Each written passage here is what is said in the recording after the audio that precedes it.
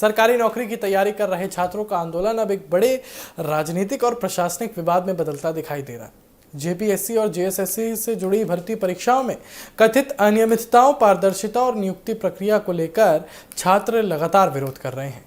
आंदोलन कई दिनों से जारी है और सोमवार 10 अगस्त को छात्रों ने झारखंड विधानसभा घेराव का ऐलान किया और विधानसभा की ओर से बढ़ रहे प्रदर्शनकारियों को रोकने के लिए पुलिस ने बैरिकेडिंग की थी, लेकिन प्रदर्शनकारियों के आगे बढ़ने की कोशिश के बाद हालात तनावपूर्ण हो गए। पुलिस की कार्रवाई में लाठीचार्ज, पानी की बौछार और आंसू गैस जैसे उपायों के इस्तेमाल की रिपोर्ट सामने आई है।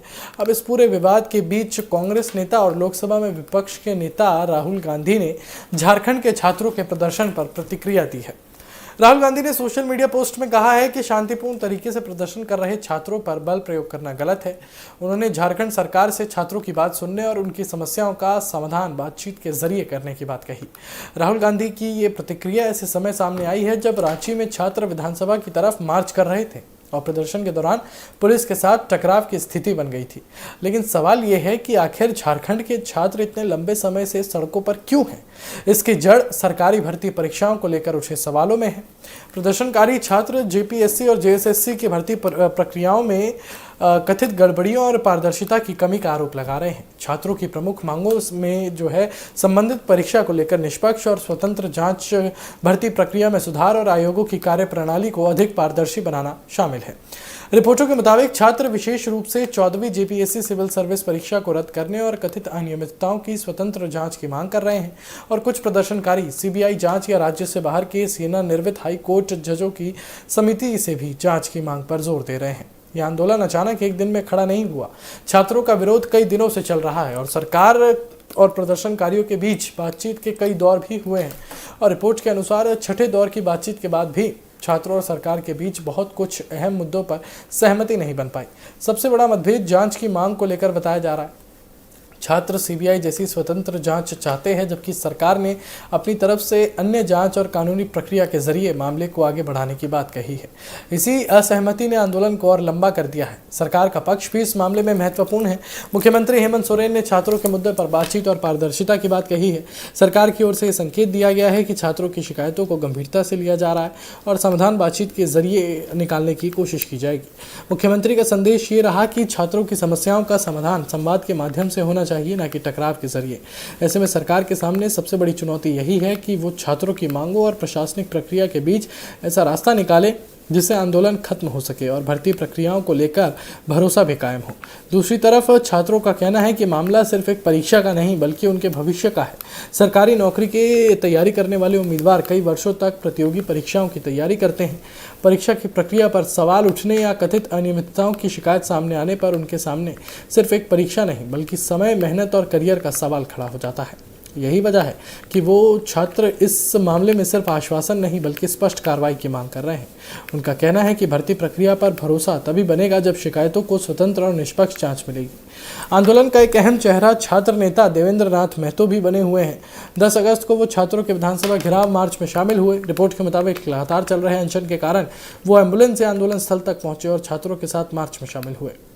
इससे ये संकेत भी मिलता है कि आंदोलन अब केवल छात्रों तक सीमित नहीं रह गया है और इसे राजनीतिक और सामाजिक समर्थन भी मिल रहा है। महतो ने सरकार से छात्रों की मांगों पर गंभीरता से विचार करने की अपील की है। 10 अगस्त को आंदोलन ने उस वक्त नया मोड़ लिया जब छात्रों ने विधानसभा की ओर मार्च शुरू किया। प्रशासन ने पहले ही विधानसभा क्षेत्र के आसपास सुरक्षा व्यवस्था कड़ी कर दी थी। बैरिकेडिंग और प्रतिबंधात्मक आदेश लागू कर दिए गए थे ताकि प्रदर्शनकारी विधानसभा परिसर तक न पहुंच सके। इसके बावजूद बड़ी संख्या में छात्र आगे बढ़े और कई जगहों पर बैरिकेडिंग हटाने या पार करने की कोशिशें हुई और इसके बाद पुलिस ने भीड़ को नियंत्रित करने के लिए बल प्रयोग किया। लाठीचार्ज, पानी की बौछार और आंसू गैस के इस्तेमाल की खबरें सामने आई। पुलिस कार्रवाई के बाद विवाद और बढ़ गया। प्रदर्शनकारी छात्रों ने पुलिस पर ज़्यादा बल प्रयोग करने का आरोप लगाया। कुछ घायल छात्रों ने अपने शरीर पर चोट के निशान दिखाए और कार्रवाई को लेकर सवाल उठाए। वहीं पुलिस का कहना है कि भीड़ में कुछ लोग किसी भी तरह की बातचीत सुनने को तैयार नहीं थे और स्थिति को नियंत्रित करने के लिए जरूरी कदम उठाने पड़े। यानी अब विवाद सिर्फ भर्ती परीक्षाओं तक सीमित नहीं है बल्कि प्रदर्शन के दौरान पुलिस की कार्रवाई भी इस पूरे मामले का बड़ा मुद्दा बन चुकी है।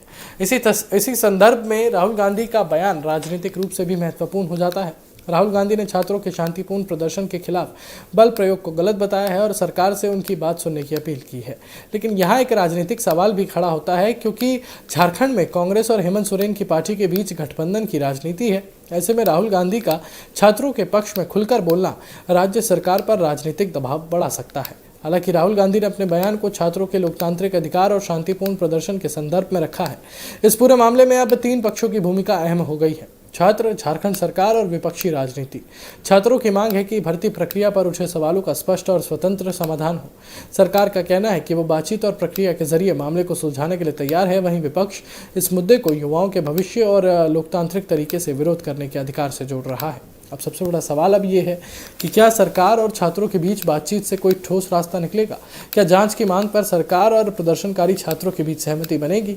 क्या भर्ती परीक्षाओं को लेकर उठे सवालों का ऐसा जवाब दिया जाएगा जिससे उम्मीदवारों का भरोसा वापस लौट सके?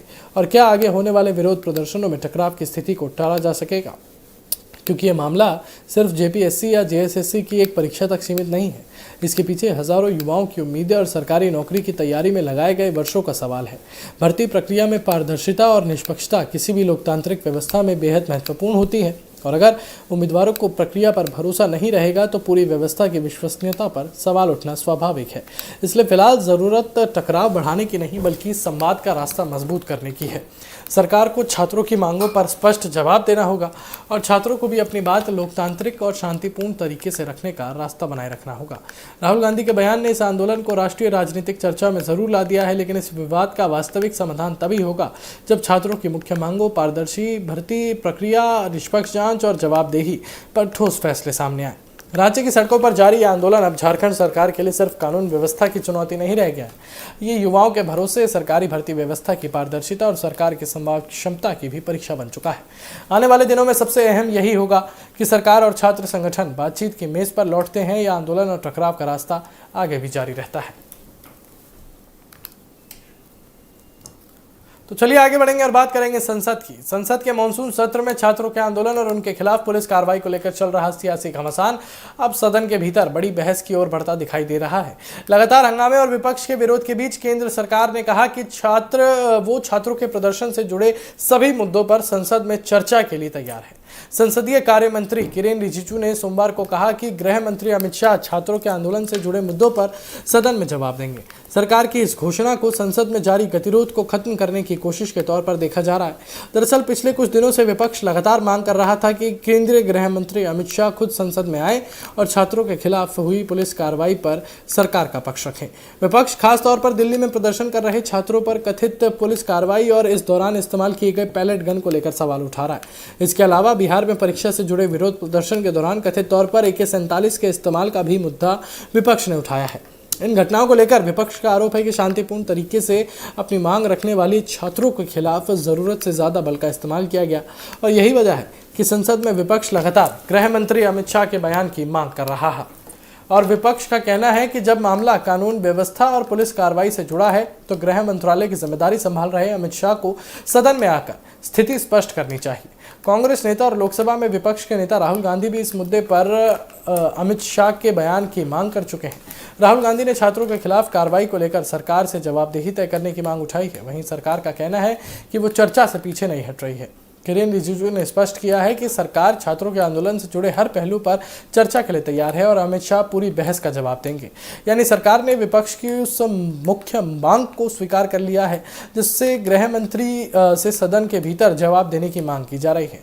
हालांकि इसके साथ सरकार ने विपक्ष के सामने एक शर्त भी रखी है, सदन की कार्रवाई बाधित नहीं होनी चाहिए। रिजिजू ने विपक्ष से कहा कि अगर अमित शाह सदन में जवाब देने के लिए आएंगे तो विपक्ष को सदन में मौजूद रहकर उनकी बात सुननी चाहिए और हंगामा नहीं करना चाहिए। यहीं से इस पूरे विवाद का दूसरा बड़ा पहलू सामने आता है। संसद में लगातार हो रहा हंगामा। पिछले कई दिनों से छात्र आंदोलन का मुद्दा सदन में उठाया जा रहा है, लेकिन कई बार विरोध और नारेबाजी के कारण कार्यवाही बाधित हुई है। सरकार का तर्क है कि अगर विपक्ष वास्तव में छात्रों के मुद्दों पर जवाब चाहता है तो सरकार ने अब चर्चा का रास्ता खोल दिया है। ऐसे में सदन को चलने देना चाहिए ताकि सरकार अपना पक्ष रख सके और विपक्ष भी अपने सवाल सामने रख सके। वहीं दूसरी तरफ विपक्ष का कहना है कि सिर्फ चर्चा की घोषणा पर्याप्त नहीं है। विपक्ष चाहता है कि सरकार छात्रों के खिलाफ हुई कार्रवाई पर स्पष्ट जवाब दे और ये बताए कि प्रदर्शनकारियों को नियंत्रित करने के लिए पुलिस ने किन परिस्थितियों में बल का इस्तेमाल किया। विपक्ष का सवाल ये भी है कि क्या प्रदर्शन कर रहे छात्रों के खिलाफ इस्तेमाल की गई कार्रवाई जरूरी और अनुपातिक थी। इसी मुद्दे पर संसद में सरकार और विपक्ष के बीच टकराव लगातार बढ़ता गया है। इस विवाद की पृष्ठभूमि में छात्रों का आंदोलन है। परीक्षा में कथित अनियमितताओं और पेपर लीक जैसे मुद्दों को लेकर बड़ी संख्या में छात्र सड़कों पर उतर चुके हैं और छात्रों का कहना है कि उनकी मेहनत और भविष्य से जुड़े मामलों में सरकार को पारदर्शिता दिखानी चाहिए। आंदोलनकारियों की मांग है कि परीक्षा व्यवस्था में गड़बड़ियों की निष्पक्ष जांच हो और जिम्मेदार लोगों के खिलाफ कार्रवाई की जाए। लेकिन आंदोलन के दौरान पुलिस कार्रवाई ने इस पूरे मामले को सिर्फ परीक्षा व्यवस्था का मुद्दा नहीं रहने दिया। अब ये छात्रों के लोकतांत्रिक अधिकार, पुलिस की भूमिका और सरकार की जवाबदेही से भी जुड़ गया है। सरकार के सामने अब दोहरी चुनौती है। एक तरफ उसे छात्रों के आंदोलन से जुड़े सवालों का राजनीतिक और प्रशासनिक जवाब देना है, तो दूसरी तरफ संसद में चल रहे गतिरोध को भी खत्म करना है। अगर अमित शाह सदन में विस्तार से सरकार का पक्ष रखते हैं तो सरकार के पास विपक्ष के आरोपों का जवाब देने का मौका होगा, वहीं विपक्ष के पास भी सरकार से सीधे सवाल पूछने का अवसर होगा। ऐसे में ये बहस सिर्फ एक बयान तक सीमित नहीं रह सकती, बल्कि पुलिस कार्रवाई, परीक्षा व्यवस्था और छात्रों की शिकायतों के समाधान तक जा सकती है। यहाँ किरेन रिजिजू का बयान भी राजनीतिक रूप से अहम है। उन्होंने विपक्ष पर सवाल उठाते हुए कहा कि जब सरकार चर्चा के लिए तैयार है और गृह मंत्री जवाब देने वाले हैं तो विपक्ष को सदन में मौजूद रहना चाहिए। यानी सरकार अब गेंद विपक्ष के पाले में डाल रही है। सरकार का संदेश साफ है कि भैया हम चर्चा के लिए तैयार हैं तो आप क्यों नहीं तैयार हैं। और अगर हम चर्चा करेंगे, यानी जब अमित शाह चर्चा करेंगे, तो कोई भी विपक्षी नेता सदन छोड़ के बाहर नहीं जाना चाहिए। फिलहाल सरकार ने संकेत दे दिया है कि अमित शाह संसद में छात्रों के आंदोलन पर जवाब देने के लिए तैयार हैं। विपक्ष की लंबे समय से चली आ रही मांगों को स्वीकार करने के बाद अब निगाहें इस बात पर हैं कि अमित शाह सदन में क्या कहते हैं और विपक्ष उस जवाब पर किस तरह प्रतिक्रिया देता है। क्या इससे संसद का गतिरोध खत्म हो जाएगा? क्या छात्रों के सवालों का ठोस जवाब मिलेगा और क्या सरकार पुलिस कार्रवाई पर अपनी स्थिति साफ करेगी? इन सवालों के जवाब अब संसद की अगली बहस में सामने आने वाले हैं। चलिए आगे बढ़ेंगे और बात करेंगे झारखंड की ही। झारखंड की राजधानी रांची में जेपीएससी जेएसएससी परीक्षाओं में कथित अनियमितताओं को लेकर चल रहा छात्रों का आंदोलन सोमवार को उस वक्त और उग्र हो गया जब बड़ी संख्या में प्रदर्शनकारी विधानसभा घेराव के लिए सड़कों पर उतर आए। पिछले 17 दिनों से जारी इस आंदोलन के दौरान छात्रों और सरकार के बीच बातचीत के कई दौर हो चुके हैं, लेकिन कोई ठोस समाधान नहीं निकल पाया। इसके बाद छात्रों ने विधानसभा की ओर मार्च का ऐलान कर दिया। प्रदर्शनकारियों को रोकने के लिए प्रशासन ने भारी सुरक्षा व्यवस्था की थी। रास्ते में बैरिकेडिंग, कटीले तार और बड़ी संख्या में सुरक्षा कर्मियों की तैनाती की गई, लेकिन प्रदर्शनकारी आगे बढ़ते रहे और कई जगहों पर पुलिस और छात्रों के बीच टकराव की स्थिति बन गई। विधानसभा की ओर बढ़ रहे छात्रों को रोकने के लिए पुलिस ने लाठीचार्ज, वाटर कैनन और आंसू गैस का इस्तेमाल किया। रिपोर्ट के मुताबिक प्रदर्शनकारियों ने कई बैरिकेडिंग पार कर आगे बढ़ने की कोशिश की, जिसके बाद स्थिति तनावपूर्ण हो गई। पुलिस की कार्रवाई के दौरान छात्रों के घायल होने की खबरें भी सामने आई। दूसरी तरफ प्रशासन की ओर से ये कहा गया कि प्रदर्शनकारियों को निर्धारित सुरक्षा घेरे के आगे बढ़ने से रोकने के लिए सुरक्षा इंतजाम किए गए थे। इस पूरे घटनाक्रम ने अब परीक्षा में कथित गड़बड़ी के मूल मुद्दे के साथ साथ पुलिस कार्रवाई को भी आंदोलन का बड़ा मुद्दा बना दिया है। इसी बीच आंसू गैस के इस्तेमाल को लेकर एक गंभीर दावा सामने आया है। प्रदर्शनकारी छात्र तुषार ने न्यूज एजेंसीज को बताया कि एक ऐसा आंसू गैस का गोला दिखाया जिसके बारे में उसका दावा है कि वो एक्सपायर हो चुका था।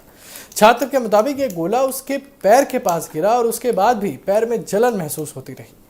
आपको बताएं, मीडिया रिपोर्ट्स के अनुसार जो ये गोले दिखाए गए उसमें निर्माण वर्ष 2019 और एक्सपायरी वर्ष 2022 दर्ज था। अब छात्र का आरोप है कि पुलिस ने इसी तरह के एक्सपायर्ड आंसू गैस के गोले प्रदर्शनकारियों पर छोड़े। हालांकि इस दावे की स्वतंत्र आधिकारिक पुष्टि रिपोर्ट में नहीं दी गई है, लेकिन फिलहाल इसे प्रदर्शनकारी छात्र का आरोप ही माना जाना चाहिए।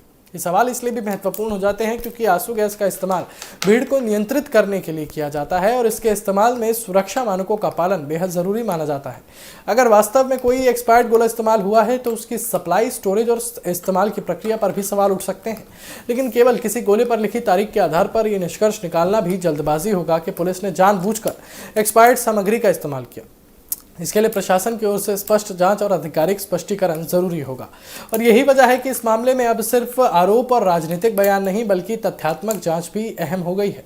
रांची में सोमवार को हालात उस समय और तनावपूर्ण हुए जब छात्रों ने पुलिस की बैरिकेडिंग को हटाकर आगे बढ़ने की कोशिश की। प्रशासन ने विधानसभा की ओर जाने वाले रास्ते पर कटीले तार समेत कई स्तर की सुरक्षा व्यवस्था की थी और रिपोर्ट के मुताबिक कई जगह छात्रों और पुलिस के बीच भिड़ंत हुई। दूसरी ओर छात्रों का कहना है कि वो अपनी मांगों को सरकार तक पहुंचाने के लिए विधानसभा की ओर शांतिपूर्ण तरीके से बढ़ रहे हैं और उनके खिलाफ जरूरत से ज्यादा बल का इस्तेमाल किया गया। यानी दोनों पक्षों की अपनी अपनी दलीलें हैं और अब इस टकराव के कारण आंदोलन का दायरा और बढ़ गया है। इस आंदोलन का नेतृत्व कर रहे छात्र नेता देवेंद्र नाथ महतो भी पुलिस कार्रवाई पर बेहद आक्रामक नजर आए। उन्होंने आरोप लगाया कि सरकार छात्रों की आवाज दबाने के लिए लाठीचार्ज, वाटर कैनर और आंसू गैस का इस्तेमाल कर रही है। उन्होंने ये भी कहा कि आंदोलन रुकने वाला नहीं है और अगर छात्रों की मांगे नहीं मानी गई तो सरकार पर दबाव और बढ़ेगा। महतो पिछले कई दिनों से छात्रों की मांगों को लेकर आंदोलन कर रहे हैं और विधानसभा मार्च में शामिल भी हुए हैं। दरअसल छात्रों का मूल विवाद जेपीएससी और जेएसएससी की भर्ती परीक्षाओं में कथित अनियमितताओं से जुड़ा है।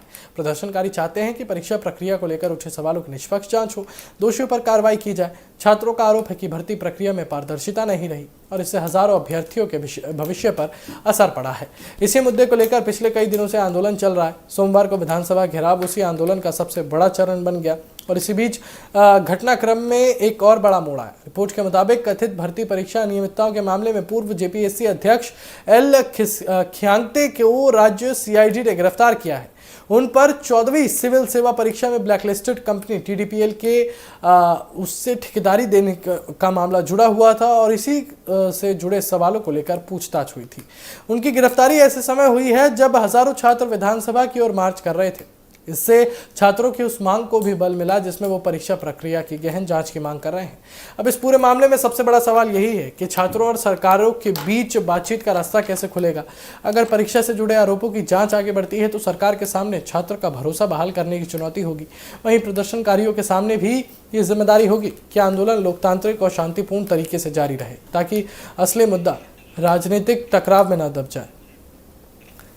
रांची की सड़कों पर हुआ ये टकराव अब सिर्फ एक छात्र आंदोलन नहीं रह गया। ये भर्ती परीक्षाओं की विश्वसनीयता, छात्रों के भविष्य, पुलिस कार्रवाई और सरकार की जवाबदेही चारों सवाल को एक साथ सामने ला चुका है।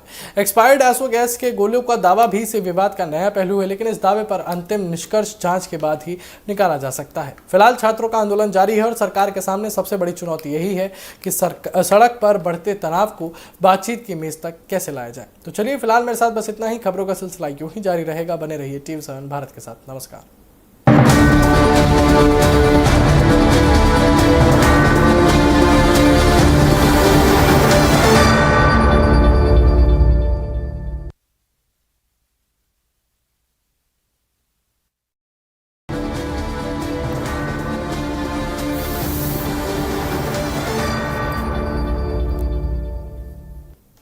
नमस्कार, एक बार फिर आप सभी का स्वागत है TV7 भारत पर और मैं हूं आपके साथ हुसैन अता और आप देखना शुरू कर चुके हैं हमारा बेहद ही खास कार्यक्रम स्पोर्ट्स राउंडअप। आज शुरुआत होगी टीम इंडिया से, जहां श्रीलंका दौरे से पहले सरफराज खान की करीब 2 साल बाद टीम में वापसी हुई है।